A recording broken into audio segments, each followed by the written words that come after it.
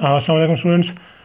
इस वीडियो में हम एक एग्ज़ाम्पल को का बेसिक सोल्यूशन निकालेंगे नॉर्थ वेस्ट कॉर्नर मेथड से, और उसी का फिर हम स्टेपिंग स्टोन से मिनिमाइज सोल्यूशन फाइंड आउट करेंगे। ठीक है, तो नॉर्थ वेस्ट कॉर्नर से सोल्यूशन निकालने के लिए सबसे पहले क्या करना होता है कि आपने जो भी आपको टेबल गिवन होता है उसका north west corner find out करना है, विच इज़ दिस वन। ठीक है, तो आप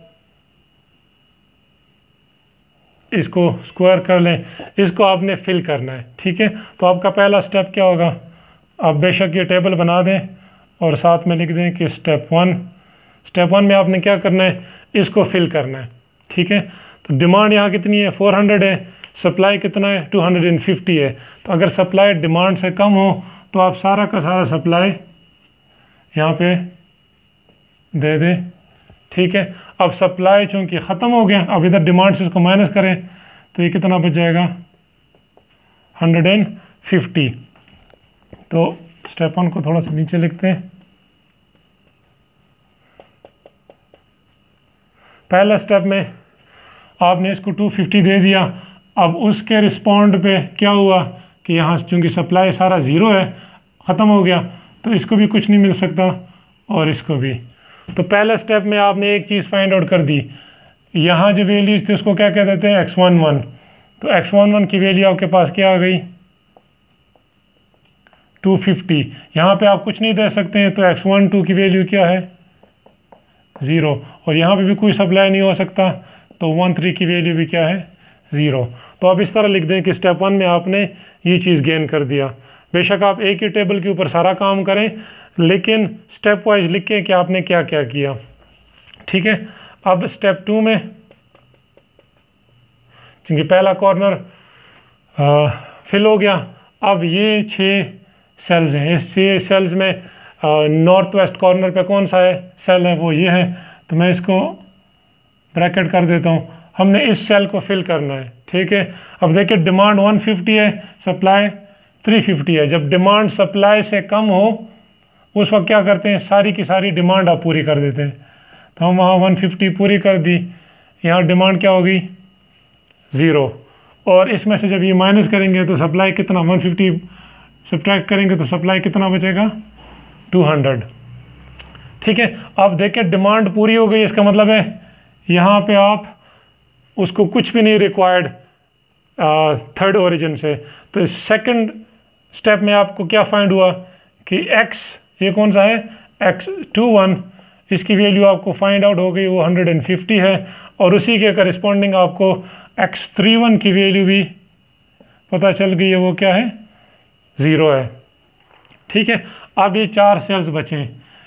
ठीक है, 4 सेल्स बचे, इसमें नॉर्थ वेस्ट कॉर्नर पे कौन सा है, ये वाला सेल है, हमने इसको फिल करना है।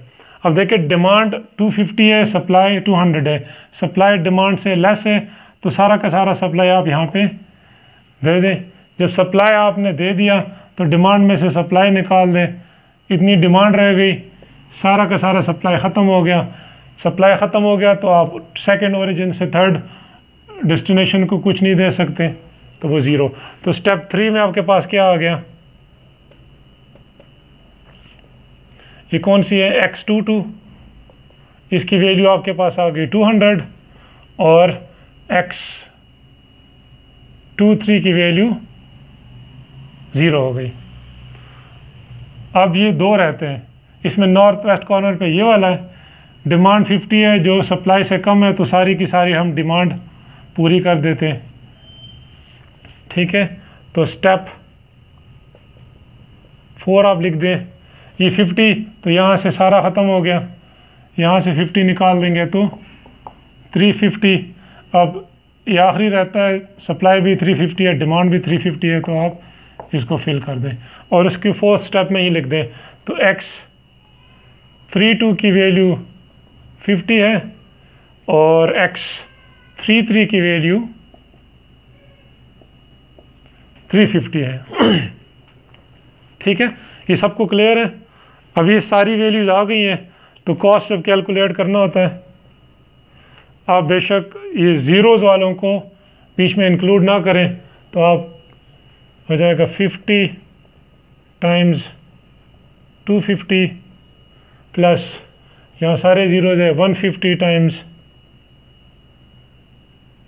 30 प्लस 200 टाइम्स 70 प्लस 50 टाइम्स 40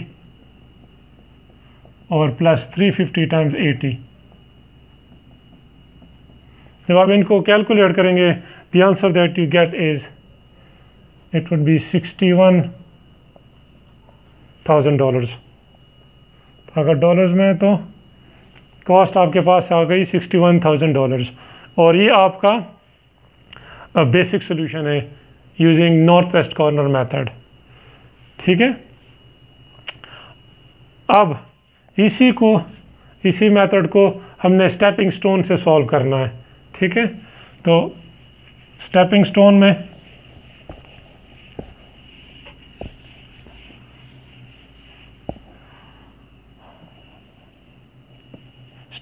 में यूजुअली आपको ज़रूरत नहीं पड़ती डिमांड और सप्लाई की।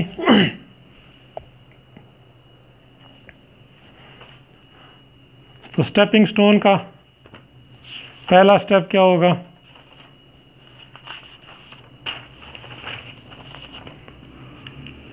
कि आप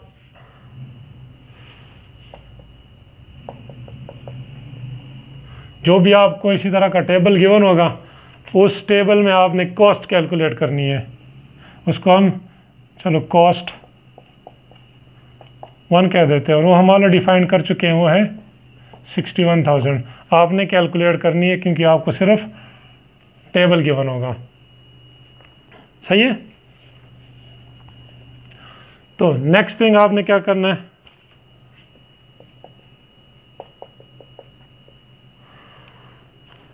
जहां ज़ीरोज़ हैं they are called non basic variables. तो ये नॉन बेसिक सेल्स हैं जिनके अंदर ज़ीरोज़ हैं, इन नॉन बेसिक सेल से आपने क्लोज लूप फाइंड आउट करना है। तो आप पहले सेल्स लिखें, सेल्स आपके पास कौन कौन से हैं। एक सेल आपके पास है 1 2 के ऊपर, दूसरा आपके पास है 1 3 के ऊपर, ये है 2 3 के ऊपर और ये है 3 1 के ऊपर। ठीक है, तो मैं इसमें से अब ये डिमांड और सप्लाई को निकाल देता हूँ ताकि कैलकुलेशन में आसानी रहे।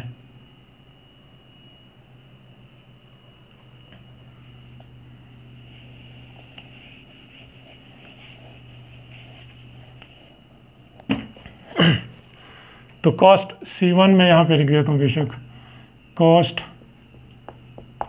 1 हमारे पास थी $61,000। अब हमारे पास स्टेप 2 में ये सारे सेल्स आ गए। ठीक है, अब इन सेल्स को 1 बाय 1 आपने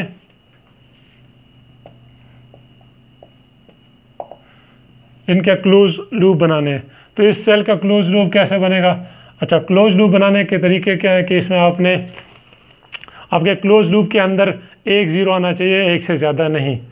और आप उस क्लोज लूप आप सिर्फ हॉरिजेंटली और वर्टिकली मूव कर सकते हैं, और आप जिस जहाँ से जा रहे हैं उसमें से एक स्किप करके जा सकते हैं। ठीक है, तो अगर मैंने 1 1 से जाना है, 1 2 से जाना है, तो 1 2 से मैं इस तरफ भी आ सकता हूँ, इस तरफ भी आ सकता हूँ। अगर मैं इससे यहाँ आता हूँ तो 1 2 से मैं जा सकता हूँ 1 1 में, फिर 1 1 से 2 1 में, और 2 1 से 2 2 में। तो ये लूप अगेन 2 2 से आप 1 2 में चले जाते हैं, तो ये लूप कंप्लीट हो जाता है। ठीक है, इस लूप में आप कोशिश करें कि आसान तरीका ये है कि जहाँ से आपने स्टार्ट करना है वहाँ +1 कर दें, जहाँ, और उसके बाद प्लस माइनस करते जाएं, प्लस माइनस प्लस और माइनस। ठीक है, उसकी रीज़न क्या है? अगर यहाँ मैंने 1 यूनिट ऐड कर दिया तो एक सप्लाई में एक चीज़ ज़्यादा होगी, वो यहाँ से मैं सब्ट्रैक्ट कर देता हूँ। इसी तरह मैंने एक चीज़ डिमांड में ऐड कर दी तो यहाँ से सब्ट्रैक्ट कर देता हूँ। यहाँ मैंने एक चीज़ सब्ट्रैक्ट कर दी तो डिमांड में ऐड कर देता हूँ। तो इसलिए प्लस माइनस लूप ऐसे चलता है। इसकी आपने जब कॉस्ट निकालनी है, मार्जिनल कॉस्ट में उसको कह देता हूँ, तो वो जब आपने निकालनी है इसके साथ प्लस है तो आपने इसके साथ कॉस्ट को मल्टीप्लाई कर देना है, इसके साथ माइनस है, इसमें माइनस है, फिर इसमें प्लस है और फिर इसमें माइनस है। तो जब आप इसको कैलकुलेट कर देते हैं तो marginal cost that you get is -10। इसी तरह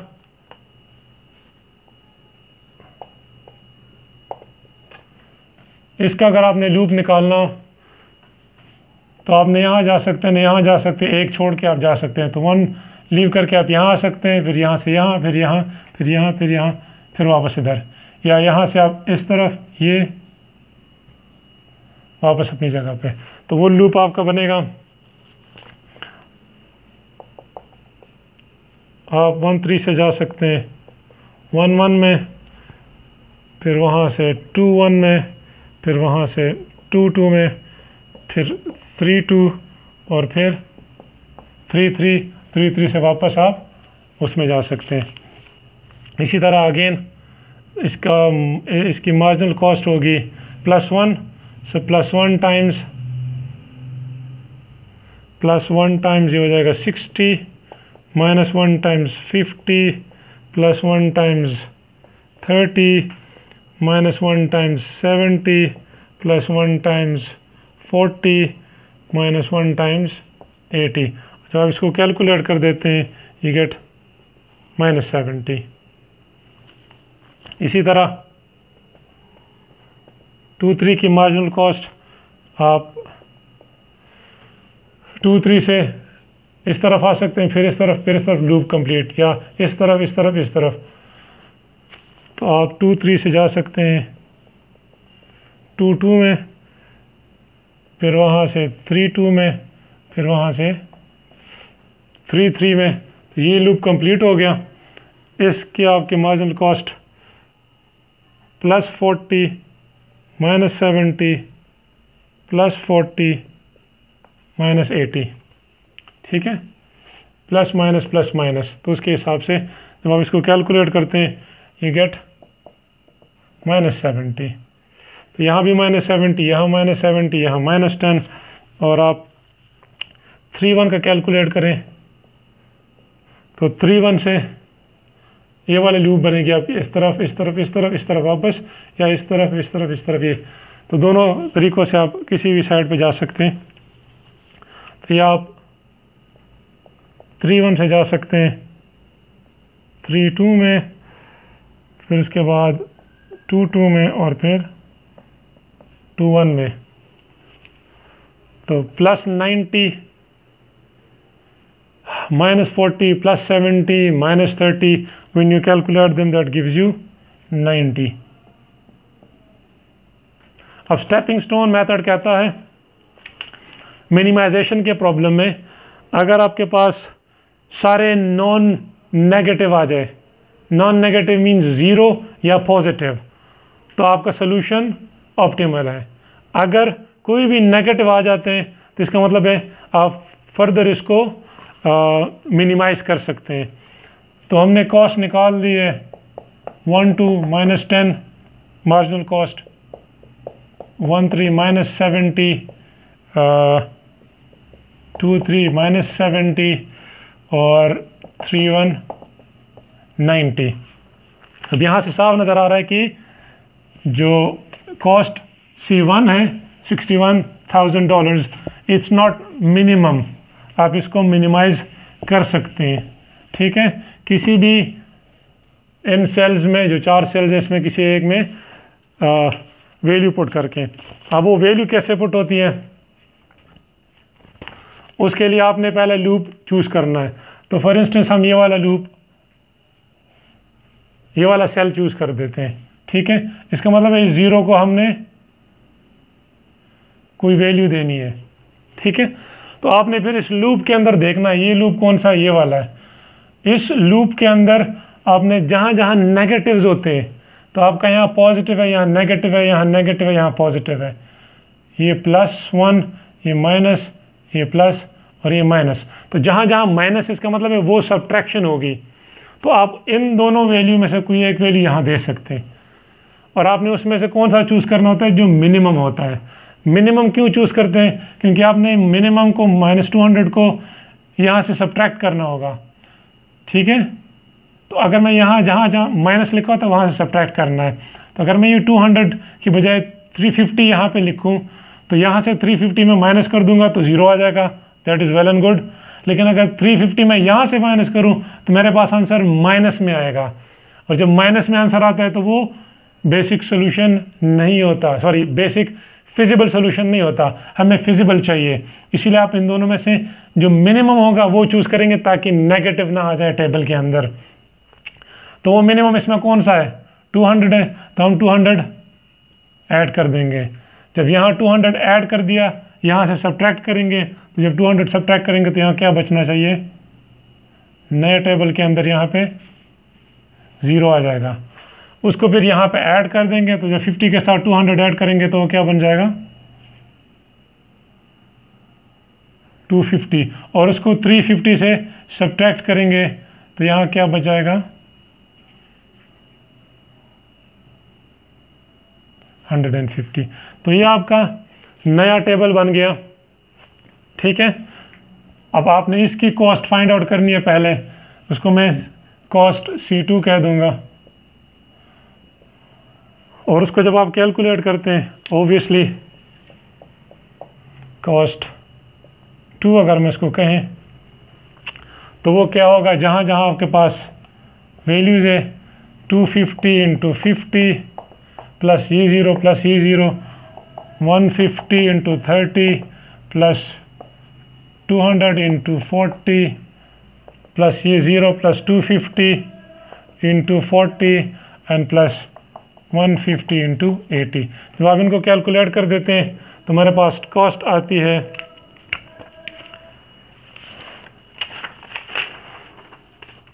दैट कॉस्ट इज़ $47,000, ठीक है। So the cost is 47,000। आप इसको कैलकुलेट करके चेक कर सकते हैं, ठीक है। अब ये आपकी दूसरी कॉस्ट आई है। अब हमने दोबारा इस टेबल के जो 0 सेल्स हैं उनकी मार्जिनल कॉस्ट निकालनी है, उनके लूप्स निकालने हैं, और चेक करना है कि सारे नॉन नेगेटिव आते हैं या नहीं आते, मीन 0 और पॉजिटिव आते हैं। अगर आ जाते हैं तो ये हमारा फाइनल आंसर होगा, अगर कोई नेगेटिव आ जाता है तो फिर हम उसमें उसी लूप को, नेगेटिव वाले लूप को चूज़ करके यही चीज़ करेंगे, ठीक है। तो let's see, start from again 1 2। जब हम 1 2 से स्टार्ट करते हैं तो 1 2 से हम जा सकते हैं, यहाँ नहीं जा सकते। एक ही ऑप्शन है कि आप 1 1 में आ जाएं, 1 1 से आप 2 1 में आ सकते हैं, 2 1 से हम यहाँ नहीं जा सकते, यहाँ नहीं जा सकते, एक छोड़ के हम यहाँ पे आ सकते हैं, विच इज़ 2 3। 2 3 से हम फिर 3 3 में आएंगे, 3 3 से अगेन हम फिर 3 2 में जाएंगे, और 3 2 से अगेन हम उसी पॉइंट पे आ जाएंगे 1 2 के ऊपर। इसकी मार्जिनल कॉस्ट अगेन, यहाँ प्लस है तो प्लस 80, यहाँ माइनस है तो -50, यहाँ प्लस 30, यहाँ -40, प्लस 80 और -40। जब आप इसको कैलकुलेट करते हैं the answer that we get is 60, positive 60। इसका मतलब है कि इसमें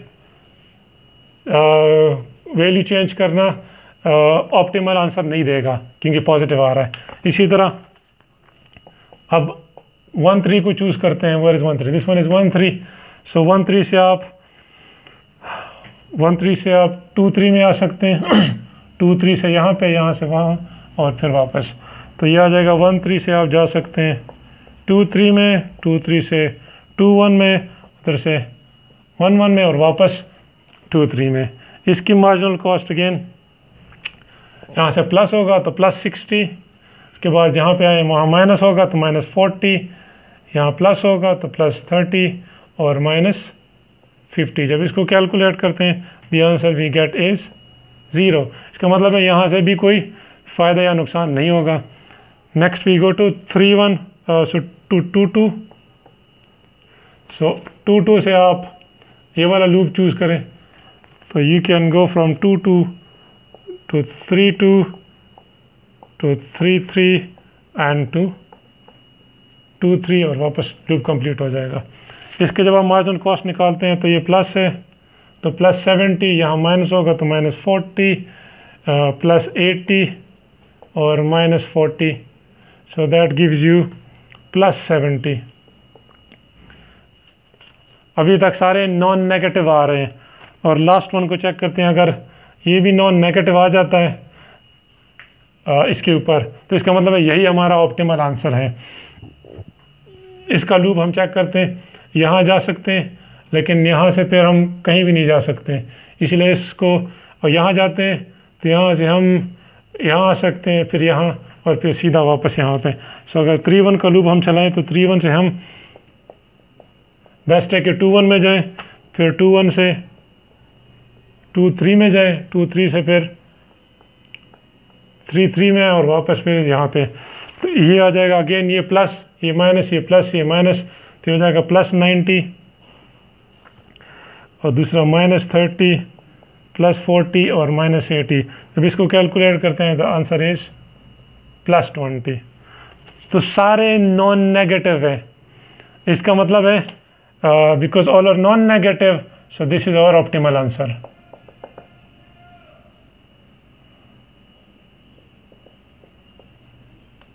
ठीक है, इस क्लियर? सारे पॉजिटिव और ज़ीरो हैं, कुछ पॉजिटिव हैं कुछ ज़ीरो हैं, विच मीन्स सारे नॉन नेगेटिव हैं। तो ये जो इससे पहले वाला आंसर था इस टेबल का, वो क्या था 47,000, तो ये हमारा ऑप्टिमल आंसर है। ठीक है,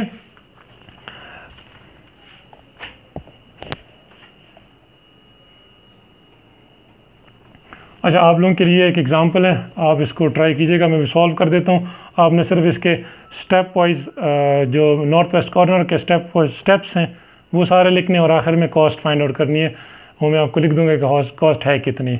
तो ये कॉस्ट $10, $15, $5 और $350, $30, $30, $25, $500 सप्लाई, 20, 30, 15 एंड 650 सप्लाई। डिमांड कितनी है? 600, 400 एंड 500। ये एक बैलेंस ट्रांसपोर्टेशन प्रॉब्लम है। जब इसको आप सॉल्व करते हैं तो सोल्यूशन इसका ये आता है 350, 250, ये दोनों ज़ीरो, ये 250, ये ज़ीरो, ये ज़ीरो, ये 150 और ये 500। तो ये सोल्यूशन है। नॉर्थ वेस्ट कॉर्नर मेथड्स हैं। आपने इनके स्टेप लिखने, जिस तरह मैंने स्टेप वाइज पहले एग्जांपल सॉल्व किया था, आपने उसके स्टेप्स लिखने कि ये स्टेप्स आपने किए और आखिर में आपकी कॉस्ट निकली थी, निकलनी चाहिए $22,500, $25,500। ठीक है, तो आपने सारे स्टेप्स इसके लिखने और इसी तरह इसको आप स्टेपिंग स्टोन मेथड से सॉल्व करें और find out the minimised cost और उसको कमेंट्स में लिख दें कि आपकी कॉस्ट कितनी आती है। ठीक है, कोई भी क्वेश्चन हो आप कमेंट्स में पूछ सकते हैं। Thank you very much.